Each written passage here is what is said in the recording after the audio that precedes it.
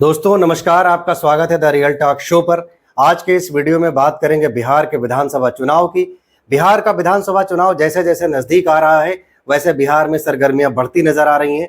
राहुल गांधी ने जिस तरीके से वोट अधिकार यात्रा बिहार में शुरू कर रखी है और राहुल गांधी ने नरेंद्र मोदी को एक वोट चोर का तमगा दे दिया है। इससे पहले उन्होंने दिया था चौकीदार चोर है, अब मोदी को वोट चोर की संज्ञा देते हुए राहुल गांधी जिस तरह से पूरे बिहार में रैलियां करते नजर आ रहे हैं, यूं मानो कि बिहार में एक नई हवा आ गई है। लेकिन इसी बीच बिहार में एक नई राजनीति का ताजा हवा का झोंका आया है और वह झोंका अब तूफान में तब्दील होता नजर आ रहा है, जो न सिर्फ मोदी की राजनीतिक सियासत को, मोदी की सियासत की जमीन को खिसका रहा है, नीतीश कुमार को परेशान कर रहा है, लालू यादव को परेशान कर रहा है और तेजस्वी यादव को भी परेशान करता नजर आ रहा है। उस ताजी हवा के झोंके का नाम है प्रशांत किशोर।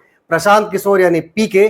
जब से उन्होंने अपने जन स्वराज की स्थापना की है, जन स्वराज ने करीब हजारों किलोमीटर पैदल घूमकर करीब करीब 500-700 हजार गांवों का दौरा किया है और उस दौरे में उन्होंने ऐसे ऐसे निष्कर्ष निकाले हैं, बिहार की गरीबी को जग जाहिर किया है।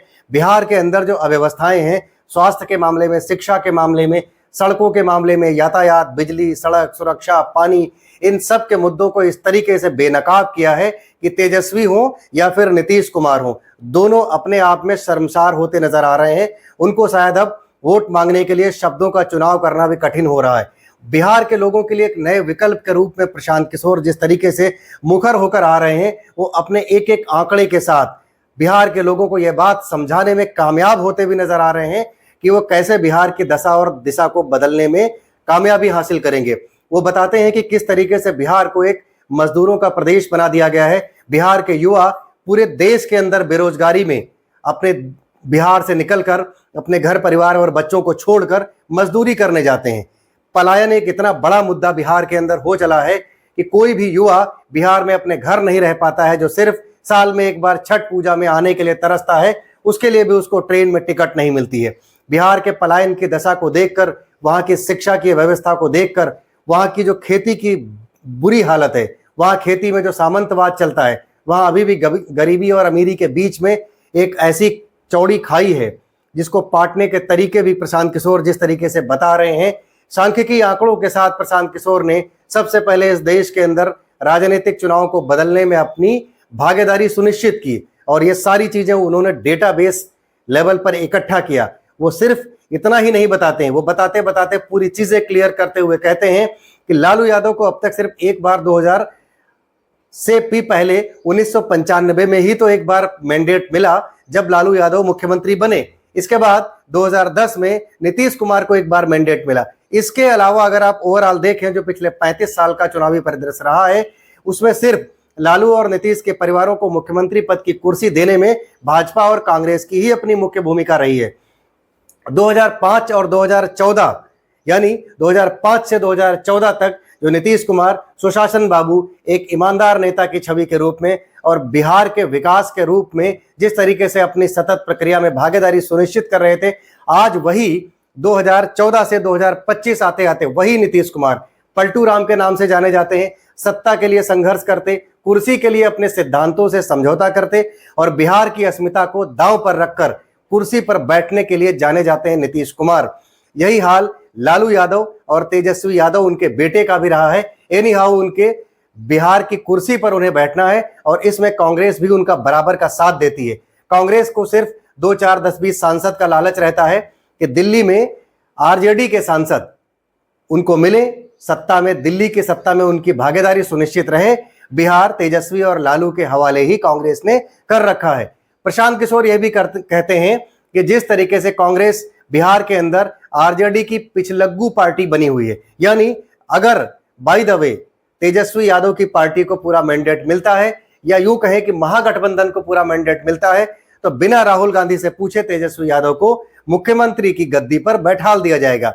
जेडीयू में चूंकि प्रशांत किशोर उपाध्यक्ष के पद तक एक राजनीतिक पद पर भी काम कर चुके हैं, लेकिन जैसे 2015 के बाद नीतीश कुमार बदलते हैं, मोदी की गोद में जाकर बैठते हैं, सत्ता के लिए वो अपने सारे सिद्धांतों से समझौता करते हैं, प्रशांत किशोर मुखर होकर उनकी आलोचना करने वाले बिहार के एक ऐसे नेता बनकर सामने आते हैं कि न सिर्फ वो आलोचना करते हैं बल्कि जन स्वराज की स्थापना करते हैं।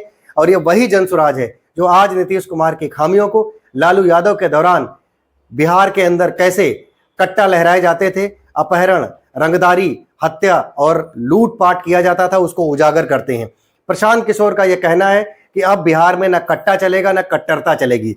जातिवाद पर भी वो प्रहार करते हैं। उन्होंने कहा कि न नीतीश कुमार जातिवाद करते हैं न तेजस्वी यादव जातिवाद करते हैं। यह बात शायद आपको सुनकर भी अटपटी लगती होगी। जी हाँ, बिल्कुल, वो डेटा समेत ये बात बताते हैं कि अगर वो जातिवाद करते तो कम से कम लालू यादव के दौरान बिहार के यादवों का तो भला हुआ होता और नीतीश कुमार की सत्ता में बने रहने के दौरान वहां के कुर्मियों का तो कम से कम भला हुआ होता। लेकिन न उन्होंने कुर्मियों का भला किया, न उन्होंने यादवों का भला किया, सिर्फ उन्होंने अपने अपने परिवारों का भला किया। इसलिए प्रशांत किशोर का कहना है कि गांधीवाद के रास्ते पर चलकर, अंबेडकरवाद के रास्ते पर चलकर ही बिहार को अग्रणी राज्य की भूमिका में लाया जा सकता है। बिहार में कभी भी ऐसी स्थितियां उत्पन्न करने के लिए, जब बिहार के अंदर खेती एकमात्र साधक है, वहीं साधन से बिहार के अंदर समृद्धता आएगी।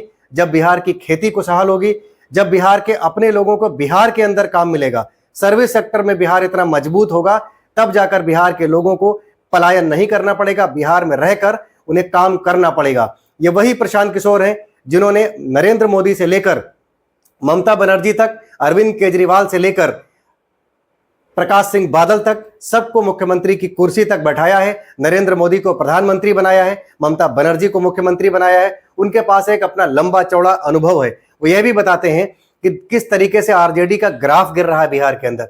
2010 में जिनके 24 एमएलए थे, 2015 में उनके एमएलए बढ़कर 80 होते हैं, लेकिन 80 के बाद 2020 आते आते मात्र उनके 38 एमएलए हैं। 38 एमएलए पाने के बाद भी 2020 में जब उन्हें उप मुख्यमंत्री की कुर्सी मिल जाती है तो इसका जिम्मेदार वो सीधे सीधे कांग्रेस को ठहराते हैं। अगर उनका वोट प्रतिशत बढ़ रहा है तो फिर 2014 में उनके 5 एमपी थे, उसके बाद 2019 में 0 एमपी हो गए, 2024 में मात्र 3 एमपी हैं आरजेडी के। अगर उनकी लोकप्रियता इतनी ही मेंटेन है बिहार के अंदर, तो फिर लगातार उनकी सीटें क्यों गिरती जा रही हैं, उनका वोटिंग परसेंटेज क्यों गिरता जा रहा है।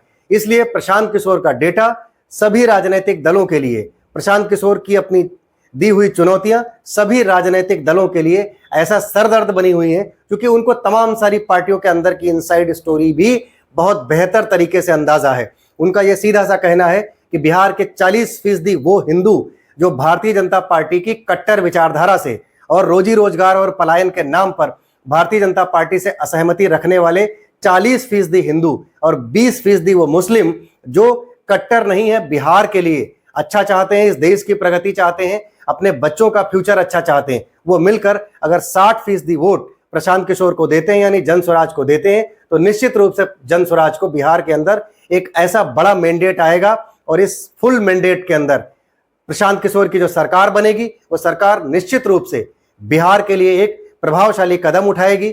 बिहार की ग्रोथ के लिए, बिहार के फ्यूचर के लिए निश्चित रूप से जन स्वराज पार्टी कल्याणकारी साबित होने वाली है। आपकी राय का मुझे अपने वीडियो के कमेंट बॉक्स में इंतजार रहेगा। आप प्रशांत किशोर को इस 2025 के विधानसभा चुनाव में कितना प्रासंगिक मानते हैं और यह कितना मानते हैं कि राहुल गांधी की पॉलिटिक्स जो मोदी के विरोध में है, तेजस्वी यादव की पॉलिटिक्स जो सिर्फ नीतीश कुमार के विरोध में है, वह बिहार के लिए कितना लाभकारी सिद्ध होने वाली है। जबकि प्रशांत किशोर का कहना है कि उनकी लड़ाई बिहार की अस्मिता के लिए है, बिहार की प्रगति के लिए है, बिहार के युवाओं के लिए है, पलायन रोकने के लिए है, खेती और रोजगार को समृद्ध बनाने के लिए है। उनकी लड़ाई ना नीतीश से है, ना लालू से है, ना मोदी से है। आपकी राय का मुझे वीडियो में इंतजार रहेगा। फिलहाल अब तक अगर आप हमारे चैनल पर नए हैं तो आप हमारे वीडियो को लाइक कीजिए, वीडियो को शेयर कीजिए और मेरे चैनल को YouTube पर सब्सक्राइब कीजिए और Facebook पर फॉलो करना ना भूलें। धन्यवाद। जय हिंद।